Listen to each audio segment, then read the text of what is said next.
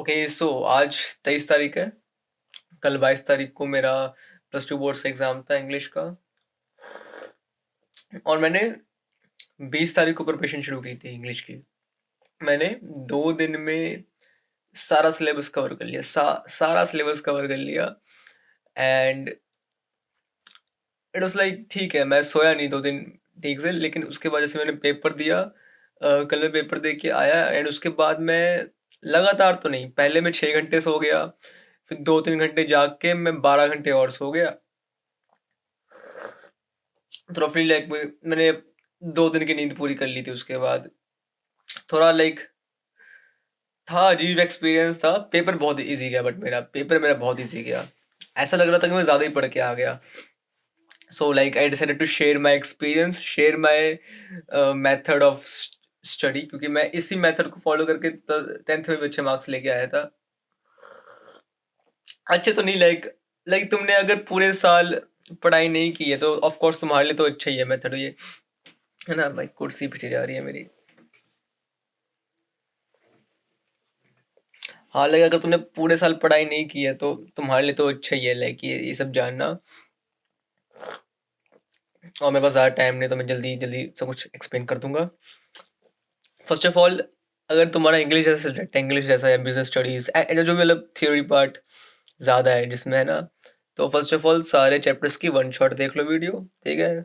सबकी अवेलेबल होती है, वन शॉट देख लो।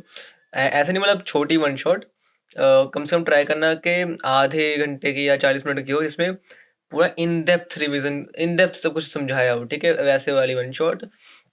जैसे तुमने सारी वन शॉट्स देख लिए, उसके बाद सारे चैप्टर की थीम समरी वो सब कर लो, ठीक है? रिटर्न में, रिटर्न इसलिए करना क्योंकि अगर तुमने पूरे साल नहीं पढ़ा तो मोस्ट प्रॉब्ली तुमको लिखने की आदत तो बिल्कुल भी नहीं है, ठीक है?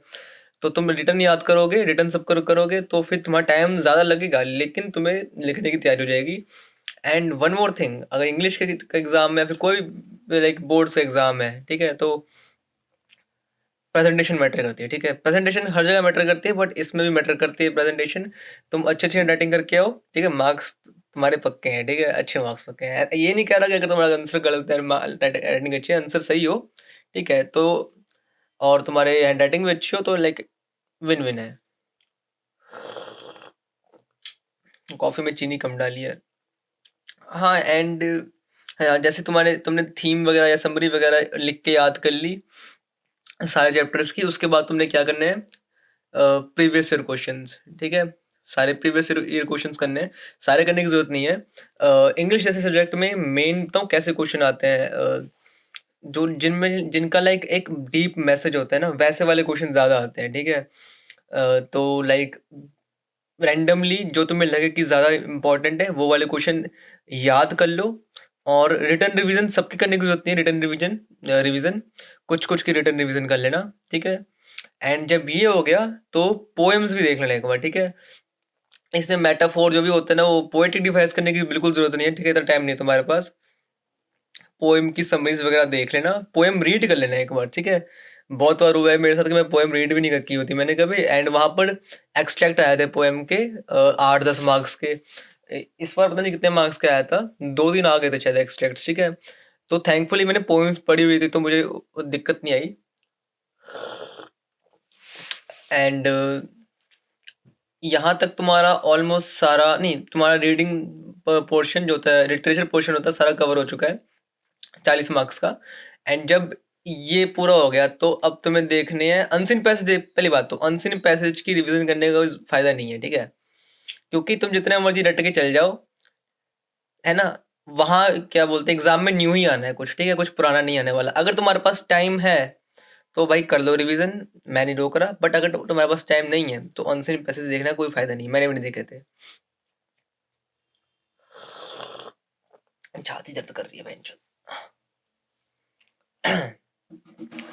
और लाइक अब कौन सा पार्ट रह गया? हाँ, अब लिटरेचर का पार्ट रह गया। लिटरेचर नहीं, नहीं, नहीं, राइटिंग सेक्शन रह गया। देखो, राइटिंग सेक्शन में मार्क्स होते हैं तुम्हारे उसके फॉर्मेट के मार्क्स होते हैं, ठीक है? फॉर्मेट अच्छी तरीके से याद कर लेना, और हाँ, लिखने की प्रैक्टिस कर लेना। लिखने की प्रैक्टिस करना ज़्यादा ज़रूरी है, क्योंकि अगर तुम्हारी लिखने की प्रैक्टिस नहीं है तो तुम वहाँ जाके टाइम पे नहीं लिख पाओगे। टाइम टाइम मैनेजमेंट बहुत ज़्यादा बड़ी प्रॉब्लम होती है, तुम्हारा टाइम मैनेज नहीं कर पाते काफ़ी बच्चे करते वक्त, जैसे अभी मैं नहीं कर पा रहा हूँ, ठीक है। इतनी छोटी सी बात बताने के लिए मेरे को 5 मिनट लग गए हैं।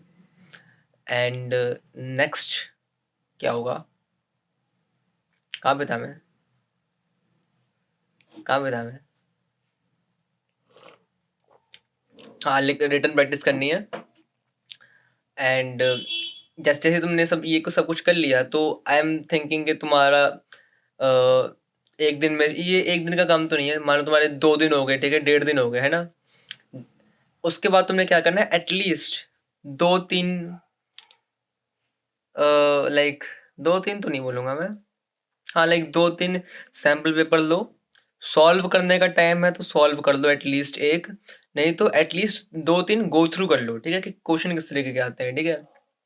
सारे सॉल्व करने की जरूरत नहीं है, एटलीस्ट एक सॉल्व किया होगा ना, जस्ट टू लाइक टेस्ट की तुम्हारी लाइक स्पीड कितनी है लिखने की, तो वो अच्छा है। बट अगर तुम्हारे पास एक दिन पूरा पड़ा है, ठीक है, ये वो मेरे बाकी जो मैंने बताया, ठीक है, उसके बाद भी तुम्हारे पास एक दिन पड़ा है रिवीजन का, तो आई विल सजेस्ट कि सिर्फ सैम्पल पेपर सॉल्व करो। उससे क्या होता है मैं बताता हूँ। 10th बोर्ड्स में मेरे साथ क्या हुआ था, मैं बहुत वीक था, ठीक है, मैथ्स में, मैथमेटिक्स में बहुत वीक था मैं। एंड रिवीजन तो पूरे साल करता था मैं उसकी, बट मेरे को फिर भी मार्क्स नहीं आते थे, तो मैंने क्या किया, मैंने 2-3 दिन सिर्फ सैम्पल पेपर सॉल्व किया, सिर्फ सैम्पल पेपर सॉल्व किया। इससे क्या होता है, ठीक है, एक सैम्पल, मान लो तुमने एक सैम्पल पेपर सॉल्व किया, उसमें तुम्हारी बहुत सारी गलती हुई, ठीक है, और जो तुमने तो उस क्वेश्चन सॉल्व कर लिए, उसको तुम इग्नोर कर दो, क्योंकि तुम्हें पता है कि तुम्हें आते हैं वो, ठीक है। फिर तुम सिर्फ वो वाले क्वेश्चन उठाओ जो तुम सॉल्व नहीं कर पाए, फिर तुम उनकी रिवीजन करो, ठीक है। उनकी रिवीजन होने के बाद तुम एक और सैम्पल पेपर सॉल्व करो, ठीक है। एंड उसमें तुम्हारी परफॉर्मेंस पहले से बेटर होगी, है ना। और सेकंड सैम्पल पेपर में तुम जो क्वेश्चन नहीं सॉल्व कर पाए, जो तुम नहीं कर पाए, फिर तुम उसकी रिवीजन करो, ठीक है। ऐसे 3-4 बार करके एंडले जो जो तुम्हारा आखिरी वाला सैम्पल पेपर होगा, ठीक है, उसमें तुम्हारी कोई गलती नहीं होगी, ठीक है, क्योंकि तुम्हें हो गया प्रैक्टिस जल्दी जल्दी लिखने की, और जो तुम्हारे मिस्टेक्स हो रही थी वो तुम रिवीजन कर चुके हो। तो आई गेस इसमें 2-3 दिन लगे आते हैं, एंड मेरे ख्याल से this is the best way of like तैयारी करना पेपर की, क्योंकि टाइम मैनेजमेंट भी सीख ही जाओगे ना जितनी बार तुम सब पेपर सॉल्व करोगे। एंड मैंने भी ऐसे ही करके वो इंग्लिश की तैयारी की थी, बाकी अब रिजल्ट बताएगा कि कैसा गया पेपर। मेरे अकॉर्डिंग तो मेरे को सब कुछ आया था, मैं सब कुछ करके आया हूँ। एंड हाँ, one more thing, word limit ज़रूरी है, ठीक है, वर्ड लिमिट बहुत ज़रूरी है। अगर वहाँ लिखा है कि 150 वर्ड में लिखना है, तो 150 वर्ड के अंदर ही रखना। थोड़ा ज़्यादा ठीक है, अगर थोड़ा सा ऊपर नीचे हो गया, बट मान लो अगर तुमने गलती से 2-3 पेज भर दिए 5 मार्क्स के क्वेश्चन के लिए, तो इससे तुम एग्जामिनर का ही टाइम टाइम वेस्ट कर रहे हो, ठीक है, पहली बात तो। एंड वहाँ क्वेश्चन पेपर पे क्लियरली लिखा होता है कि 150 वर्ड में लिख के आना है ना। तो मेरे दोस्त ने बताया कि बोर्ड्स में अगर तुम लिमिट एक्सटेंड करते हो वर्ड्स की, तो 1 मार्क्स कट जाता है। मान लो 5 मार्क्स का क्वेश्चन है, 150 वर्ड में लिखना था, तुम 300 वर्ड पहुंच गए, 200 वर्ड पहुंच गए, 250 वर्ड पहुंच गए, तुम्हारा 1 मार्क्स उससे कट जाएगा, अगर तुम्हारा आंसर सही भी है तो। हाँ, आई गेस इनफ बात आज के लिए।